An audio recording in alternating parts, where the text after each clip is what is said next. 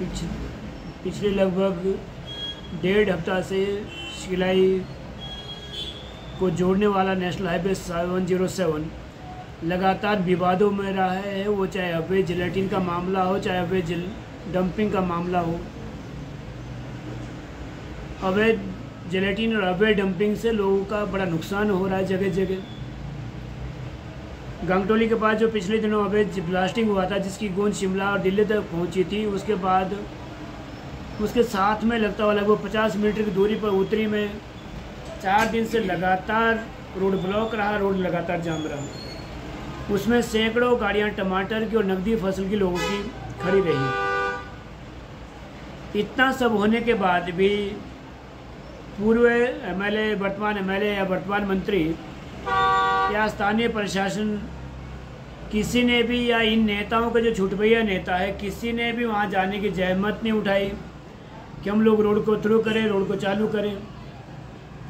लोगों के जो मकान धमाके की वजह से, जिलेटिन की वजह से लोगों के मकानों में जो दरारें आई है, लोगों के जो मकान ध्वस्त हुए हैं, अवैध डंपिंग की वजह से लोगों की जो ज़मीनें ध्वस्त हुई है, वो इतनी अधिक मात्रा में हुई है कि लोगों को जीवन यापन के लिए अपने संसाधन जुटाना मुश्किल हो रहा है।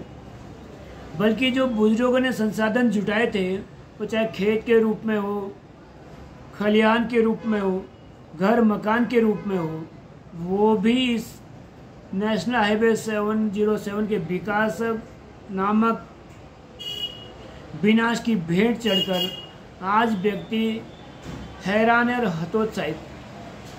उससे भी बड़ी हैरानी की बात यह है कि दोनों पार्टियों की अगर बात करें, भाजपा या कांग्रेस के जो नेता, जो छुटभैया नेता होते हैं, जो चुनाव से लेकर, जो पंचायत चुनाव से लेकर, वार्ड चुनाव से लेकर के विधानसभा और लोकसभा चुनाव तक मैनेज करते हैं, इन सारी गतिविधियों में भी यही इन्हीं छुटभैया नेताओं के हाथ है, वो चाहे भाजपा के हो चाहे कांग्रेस के हो।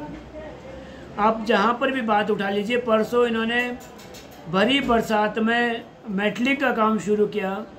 सबको पता है कि मेटलिंग ऐसे समय में हो नहीं सकती, लेकिन फिर भी हुई। किसके दम पे हुई?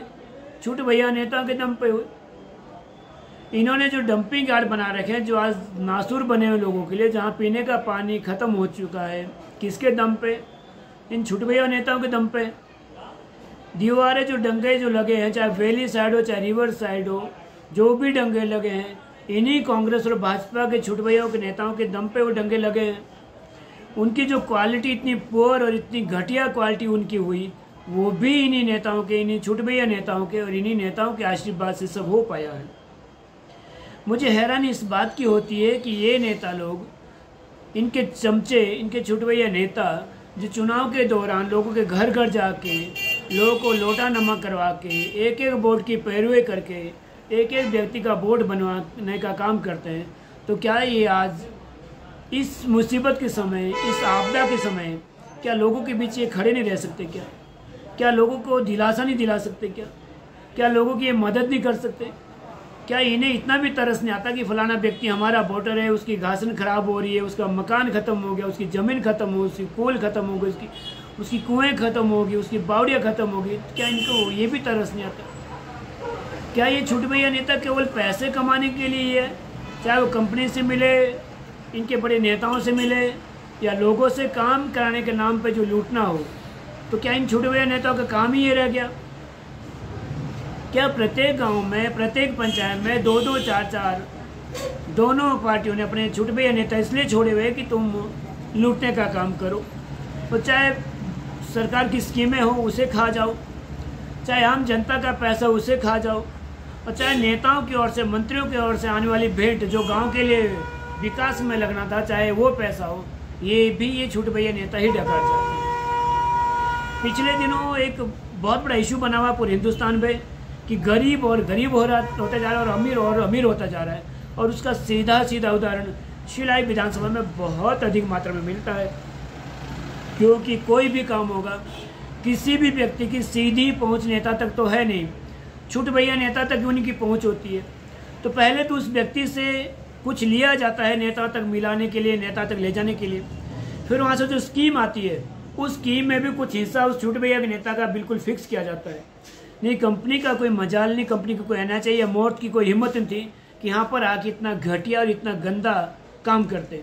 बल्कि कंपनियों ने पहले ही फिक्स किया हुआ है अपने नेताओं को कह के, चाहे बलदेव तोमर जी हो चाहे हर्षवर्धन चौहान जी हो, इनके साथ जो कंपनियों की सेटिंग शुरू में हुई थी तो इन्होंने अपने लोगों के नाम पहले ही दिए हुए कंपनी को कि उस एरिया में मेरा वो नेता या छोटे भैया नेता लोगों को मैनेज करेगा, उस एरिया में मेरा वो फलाना छोटे भैया नेता लोगों को मैनेज करेगा।